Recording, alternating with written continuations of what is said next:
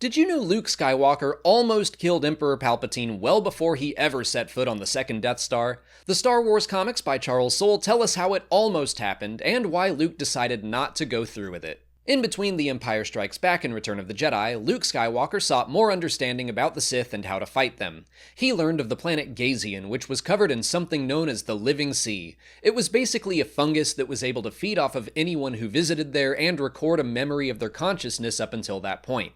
So Luke was able to directly communicate with like an interactive recording of a long-dead Jedi.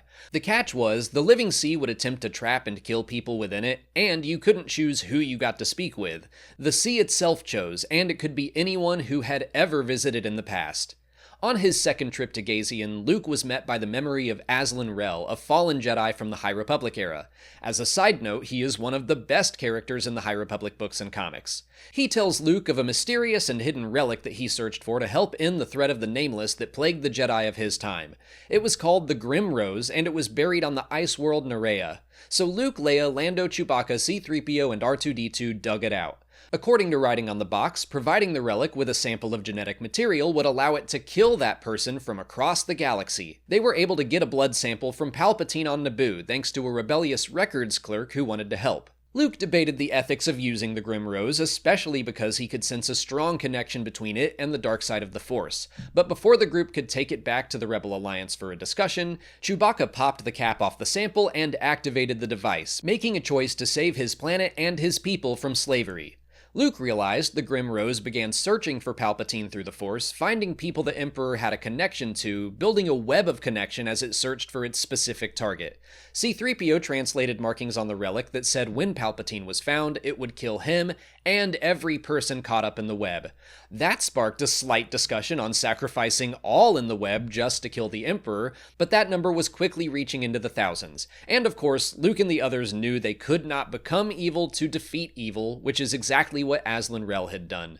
So Luke returned to the Living Sea and recovered the remains of a long-dead body. He used it to change the target of the Grim Rose, and it shut down when it found that person was already deceased. I love this story, which is the 50th and final issue of Charles Soule's run of the flagship Star Wars comic series. The Gazian Living Sea is such a cool concept, Azlin Rel is one of my favorite Star Wars characters, and the Grim Rose is an interesting opportunity to examine what separates our heroes from our villains. As the Clone Wars puts it, morality separates heroes from villains.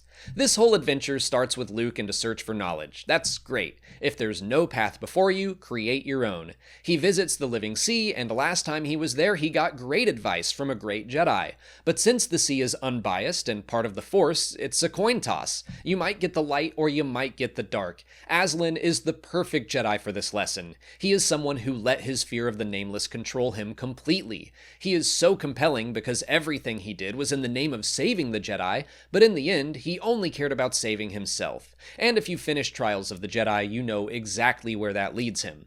But Luke is not that person. He is presented with the Grim Rose as this opportunity to quickly end the war and bring the Empire to its knees, but quick isn't always better. In fact, quick solutions should always give Star Wars fans pause because the dark side is quicker, easier, and more seductive. We should strive to choose what is right, not what is easy. That's not to say there are no quick solutions that are also morally correct, but if the only virtue of a solution is that it's fast, maybe give it some additional thought. Because in this case, the cost would have been high for everyone involved. Chewbacca activates the Grim Rose in hopes of saving his people, but it's also out of revenge, and he says whatever happens to Palpatine, he hopes it hurts.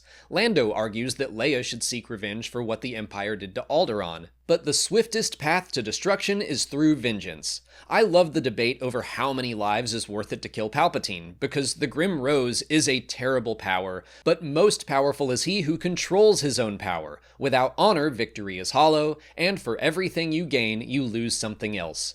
Luke and the others could have killed the Emperor, but it would have ruined them. Sacrificing innocence in the name of saving the galaxy, sacrificing people you don't know, people you don't even really acknowledge as people, that's what the Empire does. This is one of those stories that Star Wars has always been about, a morality tale on a larger-than-life mythical level. It is obviously in line with the Clone Wars, as I've brought it up several times, but also Star Wars Rebels and its argument that winning isn't as important as how you choose to win. And of course, it lines up with The Empire Strikes Back and the idea that if you allow yourself to begin using the dark side, even with good justifications, forever will it dominate your destiny.